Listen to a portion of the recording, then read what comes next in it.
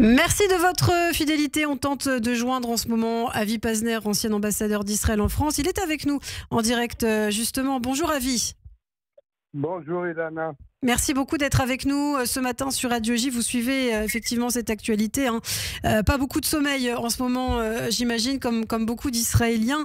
Alors on va parler de ce cessez-le-feu qui a été annoncé par Donald Trump entre Israël et l'Iran. Mais avant de parler de ce cessez-le-feu, peut-être un mot de ces missiles iraniens qui ont été tirés ce matin. Ce sont 6 salves de missiles qui ont été effectivement lancés contre le territoire israélien. Ça représente entre 12 et 15 missiles, il me semble. Ça prouve une fois de plus que l'Iran n'est pas arrivé au bout de son programme balistique, qu'il y a encore énormément de missiles iraniens qui peuvent être tirés sur Israël, Avi. Ah, on a perdu la connexion avec Avi Pazner, ancien ambassadeur d'Israël en France. Mais effectivement, on en parlait d'ailleurs hier avec Raphaël Jérusalemi, analyste défense sur la chaîne I24, sur la chaîne LCI. Certes, le programme nucléaire a été profondément affaibli, impacté par les frappes américaines. Mais oui, on vous entend, Avi. Vous m'entendez ?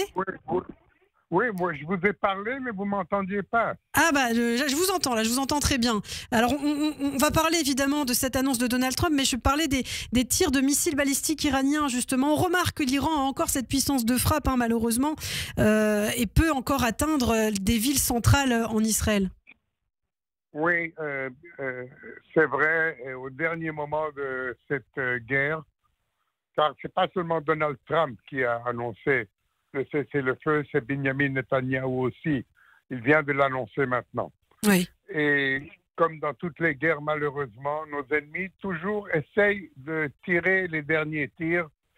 Et cette fois-ci, c'était particulièrement meurtrier, car 4 personnes ont été tuées à Beersheba, une dizaine blessées. C'est un prix terrible qu'Israël doit payer.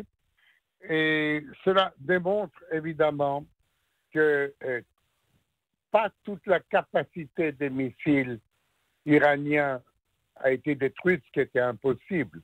Mais Israël a réussi à détruire le programme nucléaire iranien qui était comme une épée de Damoclès qui pesait sur sa tête.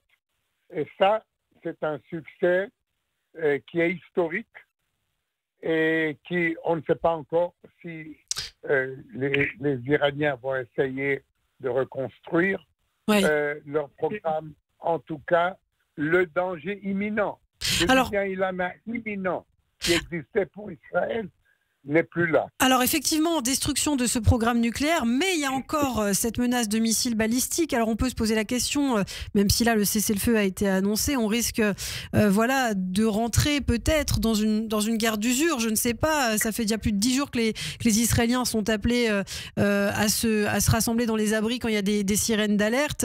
L'Iran à tout moment peut continuer à tirer des missiles sur l'État d'Israël. Est-ce que c'est quelque chose qui vous inquiète ? Eh bien, écoutez, tant que l'Iran aura des missiles, nous ne serons pas tranquilles. Mais je crois, Ilana, après la leçon que l'Iran a reçue cette fois, l'Iran est le clair perdant de cette guerre. Le clair perdant de cette guerre. Je crois qu'ils vont penser plusieurs fois avant de recommencer une aventure contre Israël. Et je vous rappelle, Ilana, j'aimerais vous rappeler parce que c'est important que vos auditeurs le sachent. Oui. Ils étaient à la veille de construire une bombe atomique, à la veille. Et là, c'était un danger pour l'existence même de l'État d'Israël. Au-delà des missiles, au-delà des victimes. Un danger existentiel. Alors justement, les détracteurs d'Israël, je me fais l'avocat du diable, un petit peu à vie ces dernières semaines, disent que ça fait plusieurs années que Benjamin Netanyahou brandit justement cette menace. Depuis 1990, il me semble, le Premier ministre israélien parle justement d'un seuil critique de ce programme nucléaire iranien aux mains justement de la République islamique. Pourquoi maintenant en particulier ? Est-ce qu'il y a eu un élément déclencheur, parce que c'est pas la première fois finalement qu'on entend Israël parler de cette menace critique.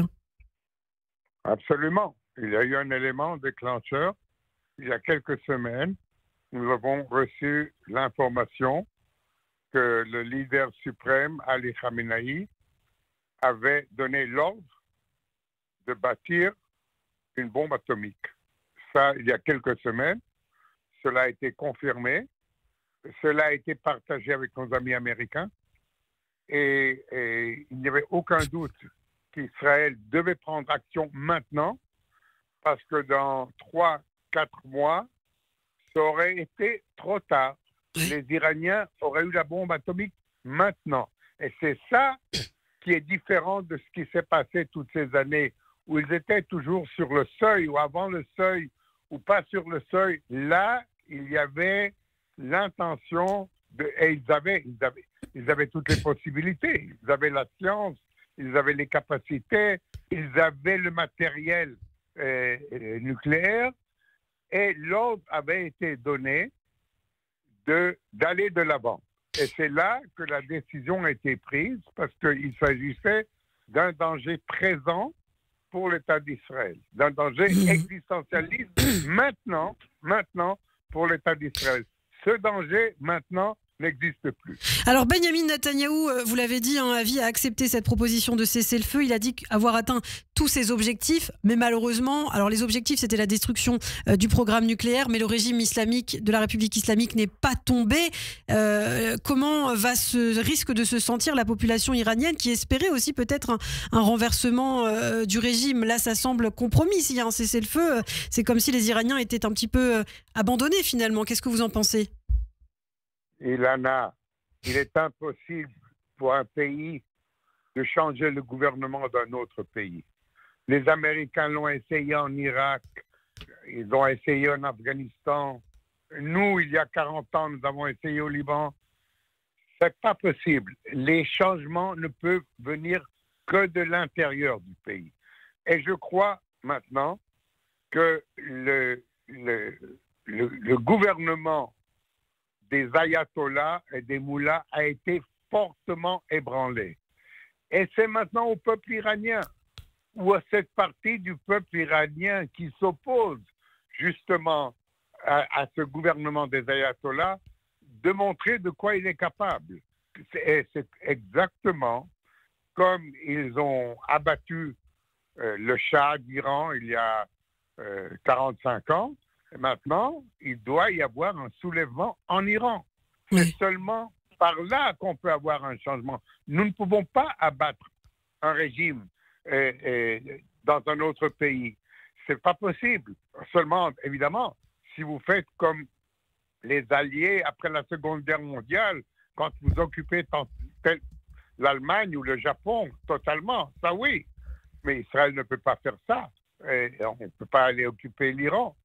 Et là, il faut bien comprendre que nous avons maintenant créé les conditions dans lesquelles le peuple iranien peut se soulever contre ce gouvernement, contre ce régime, mais c'est pas pour demain matin, là.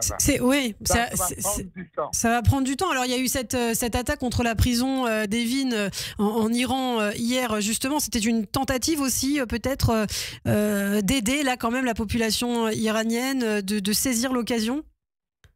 Oui, c'était quelque chose de symbolique, absolument. Nous avons voulu démontrer que c'était possible, justement, d'ébranler ce régime au cœur même de ces mauvaises actions, qui est cette prison d'Evin.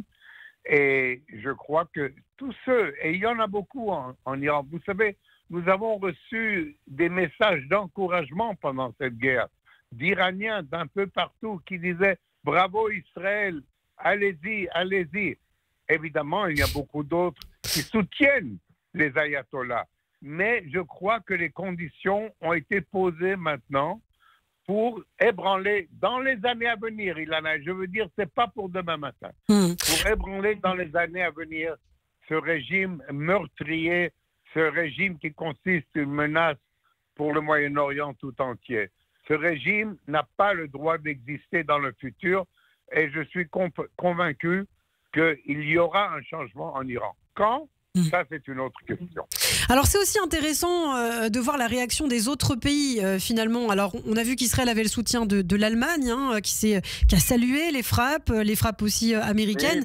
Oui, mais du côté de la France, on est quand même beaucoup plus timide. Hein. Emmanuel Macron qui a quand même dénoncé ces frappes, qui ne s'est pas montré vraiment très confiant envers l'État d'Israël. Hier, on a entendu Raphaël Jérusalemi nous dire que cette attitude passive de la France était criminelle. Est-ce que c'est aussi comme ça que vous voyez les choses?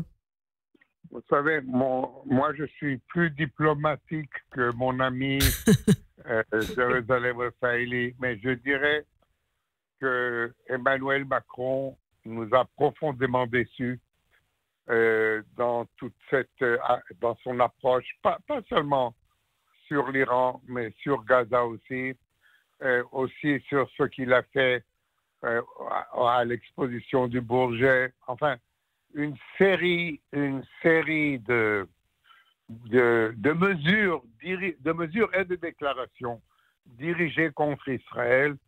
Et je dois dire, vous savez, je connais bien la France, je connais bien les hommes politiques français. Je crois que du point de vue d'Israël, c'est le pire président français qu'on ait jamais eu. Je me contenterai de dire cela.